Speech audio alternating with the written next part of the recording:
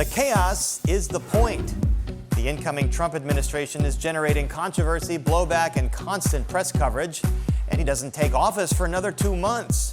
Trump's unlikely choice for Attorney General Matt Gaetz officially dropped out of the running today. This after the U.S. House Ethics Committee deadlocked on a plan to release an investigation into allegations that Gaetz took women across state lines, paid for sex with them, and used illicit drugs.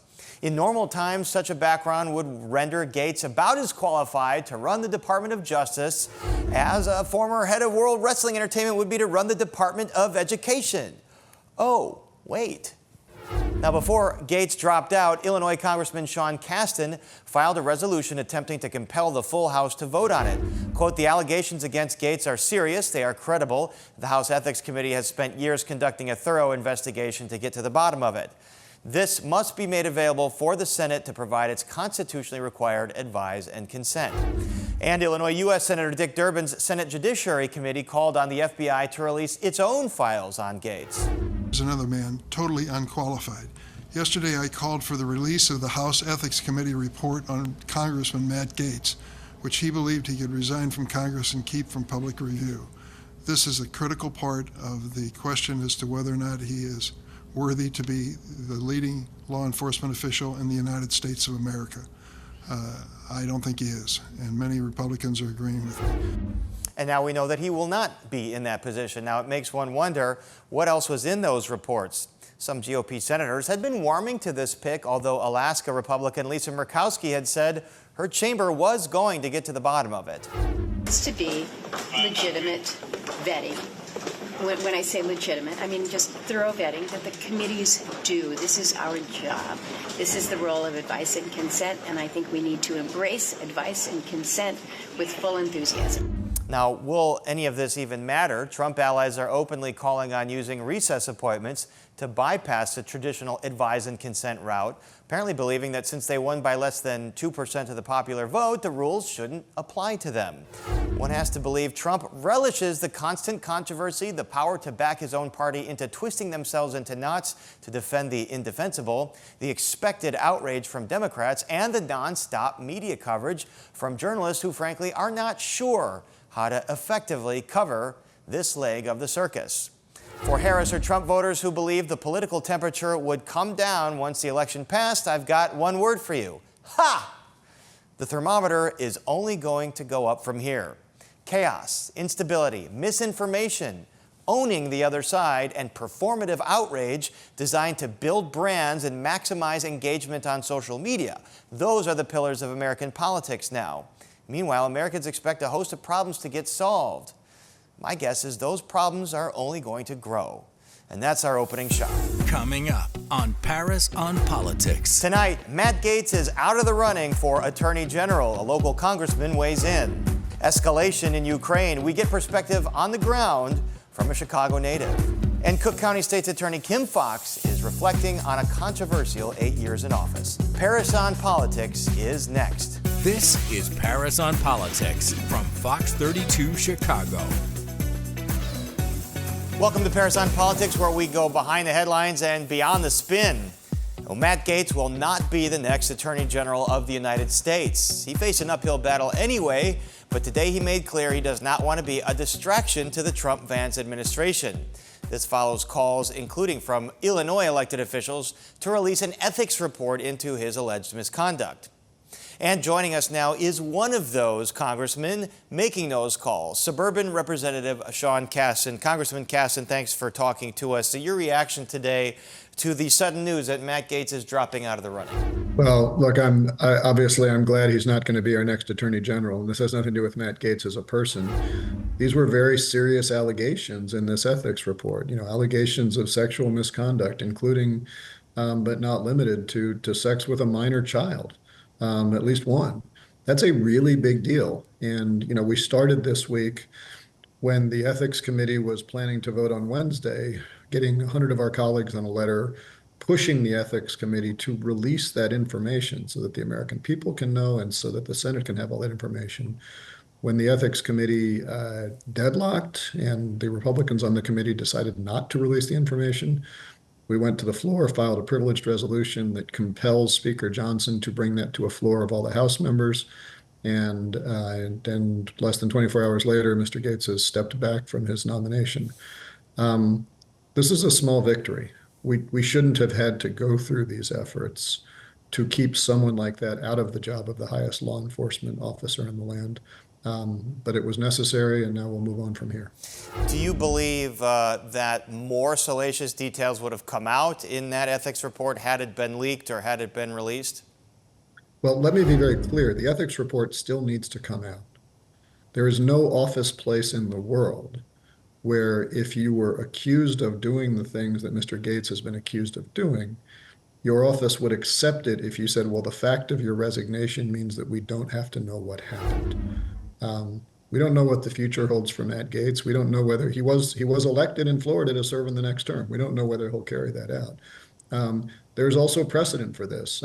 Eric Mass, a Democrat in 2010, resigned in order to avoid an ethics report about sexual misconduct with his staff. And the ethics committee did go ahead with that process. So we still need to release the report. This isn't about finding out what the salacious details are. It's about making sure that we hold ourselves to the same standard that we would expect to hold any private citizen. You know, there's some school of thought that the president-elect nominated such an unpalatable choice to make some of his other controversial choices seem less controversial. So you've got Tulsi Gabbard for National Intelligence, RFK Jr. for Health and Human Services, Pete Hegseth for Department of Defense, who more and more details are coming about his alleged sexual indiscretions. Your reaction to all of these picks, and will Republicans in the Senate hold up some of them? Look, obviously, I have a lot of concerns. You know, it's become a sort of a gallows humor joke around here that it seems like there's fewer members of the Trump proposed cabinet who haven't committed sexual misconduct than who have. As a House member, I don't get to vote in the Senate. The advice and consent provision is limited to the Senate. What we could do in the House was release the Gaetz report, which is what we're pushing for.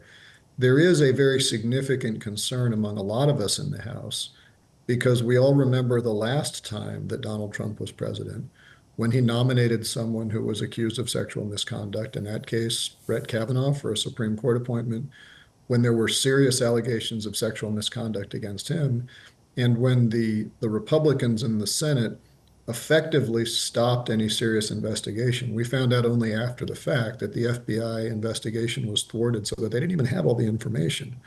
So yes, there is real concern that the Republicans in the Senate will not take allegations of sexual misconduct seriously when they are committed by someone who Trump has appointed.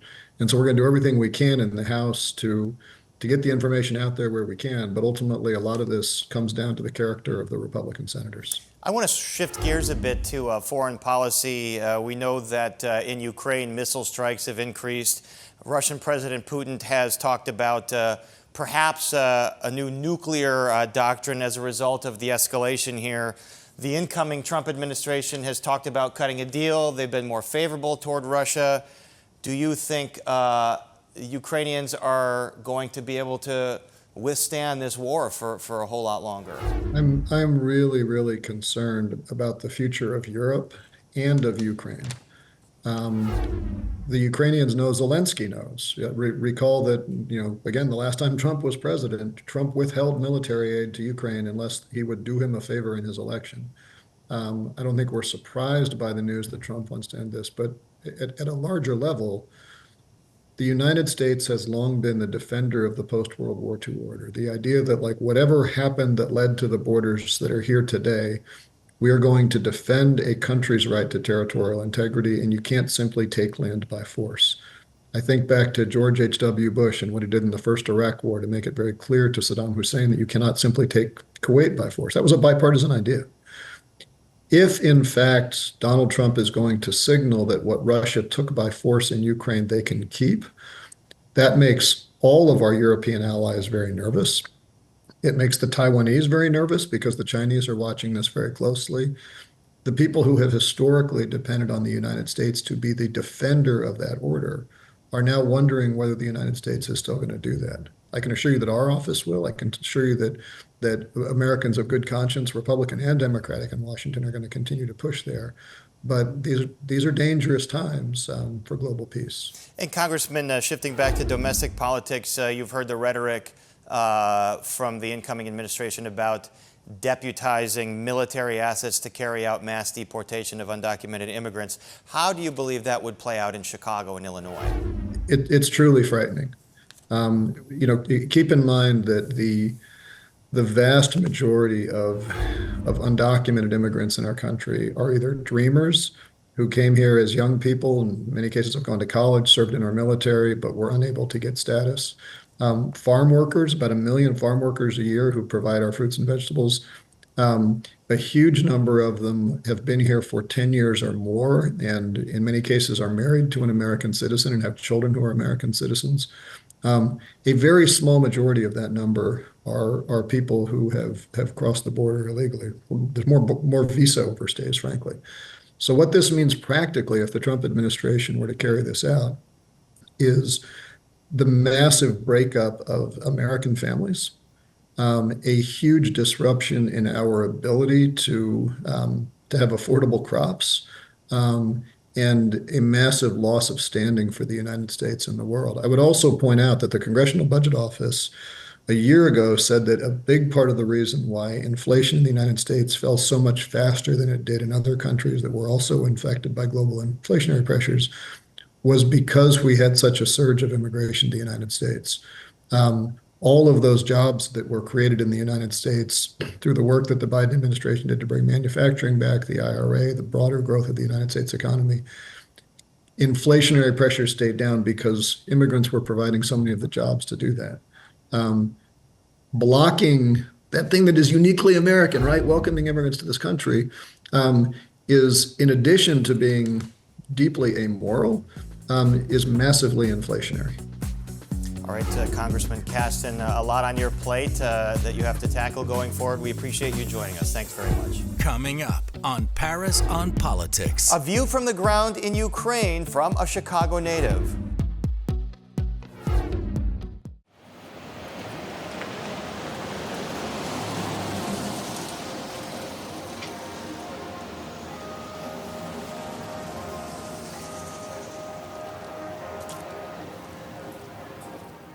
This weekend, kick back and catch up with Fox 32 on Fox Local. Recap the week's must-know news. This weekend, you're going to be dealing with a lot of closures downtown.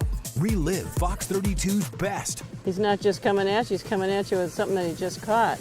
Plus the latest political and sports buzz. Is this a role that you like, kind of going on the attack? There's plenty of excitement here. Watch live or anytime on demand. Weekends at Fox 32 on Fox Local. Download now on these streaming services. Fox 32's Cassie Carlson here, inviting you to join the Chicago Bears Coat Drive. We're looking for new or gently used coats to bring warmth to someone in need, so check your closet and ask your friends to do the same. You can donate your coat now at any Jewel Osco location. Visit fox32chicago.com/coat drive to learn more. The connection between Chicago and Ukraine is strong. The city and suburbs have a sizable Ukrainian-American population on edge now as tensions have escalated this week as we near 3 years since Russia invaded. One of those natives is Ukraine's former First Lady, Kateryna Yushchenko, who was born here and is married to former President Viktor Yushchenko, who famously survived a poison attack that was almost certainly ordered by the Kremlin. And Kateryna lives in Kiev and joins us right now. Madam First Lady, so nice to see you again and talk to you again. Thank you for joining us. Give Chicagoans a sense of what day-to-day life is like right now in Kiev. Thank you. Well, everybody talks about the fact that it's been 1,000 days since the invasion of Russia, but indeed we have been living through this war for more than 6,600 days. We are bombed every day, and over the last few days it has been particularly brutal. Tens of thousands have been killed. They have erased entire cities, many, many children killed just this past week. Despite all of this, we remain resolute because it has been there's 6,000 days, and yet we have they've only managed to capture 20% of our country. This is the Russian state that supposedly has the second largest army in the world, and yet we have been managed to hold it up. And they have suffered great cost, and they have lost more men in the last 10 days than I think they lost in all 10 years of the Afghan war. So I just want to say that, our feeling is that they want to kill us. We want to live. We are fighting for our freedom, for democracy, for rule of law, our way of life, our language, our faith, our culture. We want to be able to raise our families, to run our businesses, to have free elections and free media. And, we are fighting. It's been today is 20 years since our Orange Revolution. Since then, we've had another revolution. Since then, we've had people stand up in this war. And we want to continue moving in the direction we chose 20 years ago, which is toward Europe, which is toward freedom and toward democracy, not what Russia offers us, which is slavery, brutal aggression, torture, rape, and the deaths of millions of us. Obviously, you're standing resolute. Your country has been resolute. Can you tell us how you stay safe, how you and your family, the school children in Kiev, how they are able to go about their lives amid all of this? Well, we are a sleep-deprived nation. We spend many nights in shelters. Many of our children, we used to have some of the best schools in the world, and yet our children can't go to schools because some of them don't have shelters, and in the ones that do, they spend half the days in the shelters. We have so many millions of our people that have had to be refugees abroad who want to return, but they can't. So it's very difficult. We try to keep going. What has surprised many in the world, and I think surprised many of us, is how truly we have been able to keep going, how our stores have continued to work, our banks have continued to work. We still try to go to work every day. We still try to go to school every day. But we have to face the fact that every day there are bombs. Every day we hear about children dying, about entire families dying, about churches being destroyed, hospitals, about entire apartment blocks being destroyed, but we keep going on. What has changed in the last week or so since President Biden authorized the use of American-made missiles for use in Russia and Russian President Putin's escalation, talking about a new nuclear doctrine now as a result? What has the reaction been? Of course, we're extremely grateful that finally we've gotten what we have been asking for since before the invasion in 22. We understand that if it had been provided earlier, it could have altered the course of the war. And indeed, the lack of weapons over the last few years, as well as since 2014, as well as the 6-month delay in aid from the U.S. Congress, set us back tremendously and caused the deaths of tens, if not hundreds of thousands of people. And, we're surprised when some people worry about and are predicting the most dire consequences. When Russia bombs sleeping children in our hospitals and our churches, it seems everybody's gotten used to that. That's fine. But when we wipe out munitions depots with the new weapons that we have gotten permission to use, everybody starts talking about World War III.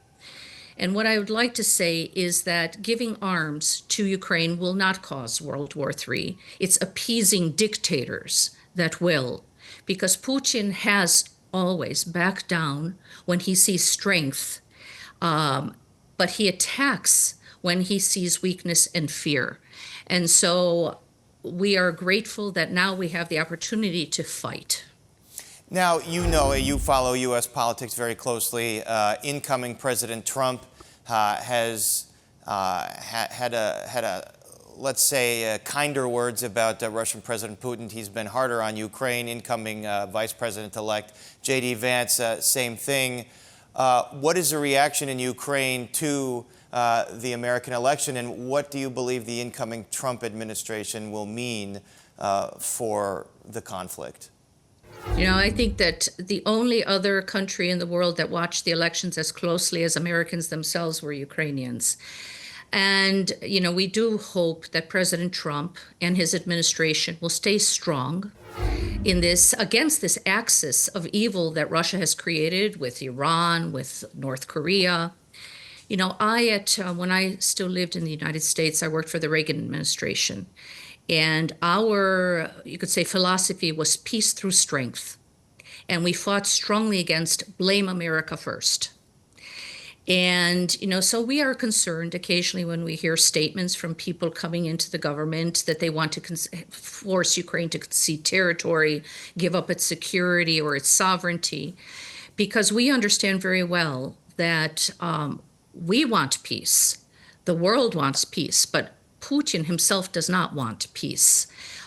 He wants to take all of Ukraine. He wants to restore the Russian, the Soviet communist empire, even if it means killing every single Ukrainian. And of course, we're worried when we hear some advisors express support for Russia or say, not a penny more. Because we feel that when you go into negotiations, it's important to go in strong. It's not smart to show your entire hand and say what you're not going to do rather than what you are going to do. Because we know through experience that weakness provokes Putin. You know, keep in mind that Putin runs a very fragile dictatorship. His economy is weak. He represents less than 2% of the world economy. And I'm hoping, and we are all hoping, that the Trump administration understands that giving in to Russia, to Russian demands, will make America look weak and will undermine American national interests, because it's in the interest of the West to stand up to evil tyrannies, as I said, Russia, North Korea, Iran. And the cost of losing this war is not only great for Ukraine. You know, of course, if Russia, heaven forbid, were to take Ukraine, they would be able to use our resources, our people, our rare earth minerals, and everything to attack other countries, just like Hitler did when he took Czechoslovakia. Europe would be faced with a refugee crisis of Ukrainians trying to escape. It would affect the economies of the world. It would affect the food available to the world and thus food prices. And it would, most importantly, I believe, end a long era of peace that humanity was able to create. And it would start a precedent of might means right. Tell us about your greatest memories about being in Chicago and what the city means to you. I remember growing up in a beautiful neighborhood near Humboldt Park in Chicago, where we walked to the park often, and there were many, many different European families from all over the world would gather there. I went to Lowell School, and it was all good memories. The Ukrainian community there was very strong. We went regularly to the Ukrainian church there. I was part of a Ukrainian youth group there, and so the memories are great. I then, after moving to Washington for a while, I came back. I missed Chicago so much. I came back and went to the University of Chicago for my master's because I loved it. All right, Katerina Yushchenko, thank you so much for talking to us. We hope to talk to you some more, and we wish for your continued safety and the safety of your family. Please keep us updated. Thank you again. Coming up on Paris on Politics. Kim Foxx reflects on her 8 controversial years as Cook County State's Attorney.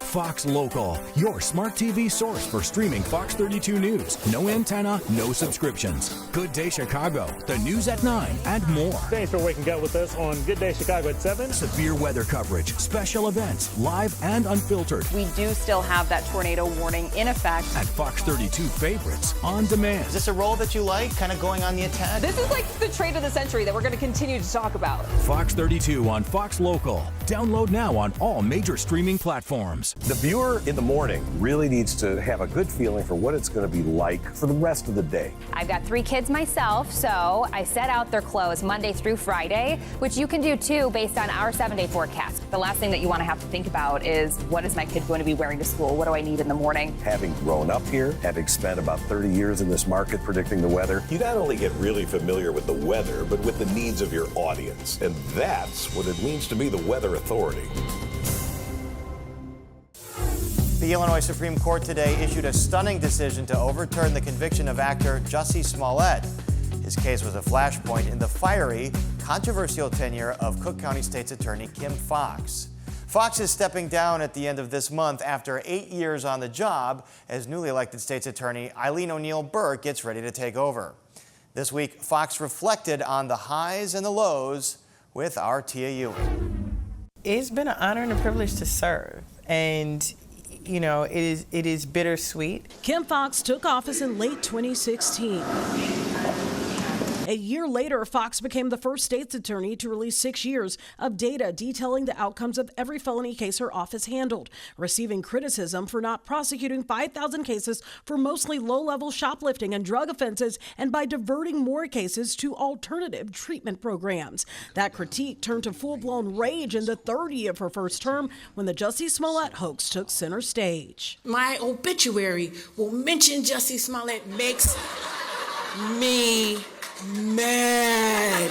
In her second and final term, Foxx is still being condemned over the handling of the case, saying now if she made the final decision, it may have been a different one. What I don't understand is that for years, the engagement of a special prosecutor, the retrying of the case, literally an expenditure of millions of dollars on a low-level nonviolent offense, while the case of Jimmy Soto, who spent 42 years in prison for a crime he didn't commit, won't garner that attention. Reflecting on her 2 terms as the county's top prosecutor, Foxx emphasized the reforms her office spearheaded, many of which she believes will have lasting effects. Among the most notable achievements were the historic abolition of cash bail, the expungement of marijuana-related convictions following the state's legalization of cannabis, and that's not all. Foxx single-handedly takes responsibility for now disgraced R&B singer R. Kelly being behind bars. The video that ultimately led to his conviction in the child pornography case was hand-delivered to me by someone who saw that press conference and said that they believed that I would do something about it. And here we are as a result. Foxx spoke candidly about the highs and lows. The Chicago native came into the office married with young children, and now she's divorced. All of her daughters are in college. She says at times her family life suffered because of the grueling job. Every day I wake up, the first email I get is about who's been hurt or harmed. Foxx says it's time for her to heal and prepare for her next chapter. First thing on the to-do list is a vacation. You like to go places too. You like to get out. I like to get out. Girl, I can't wait. And that's our show for this week. Be sure to tune into Fox 32 Chicago on air and online for all the latest developments. Stay warm out there, and we'll see you next time.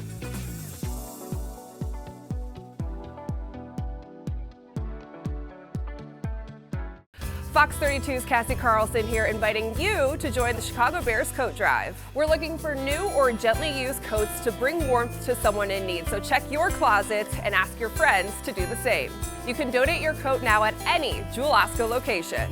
Visit fox32chicago.com/coat drive to learn more.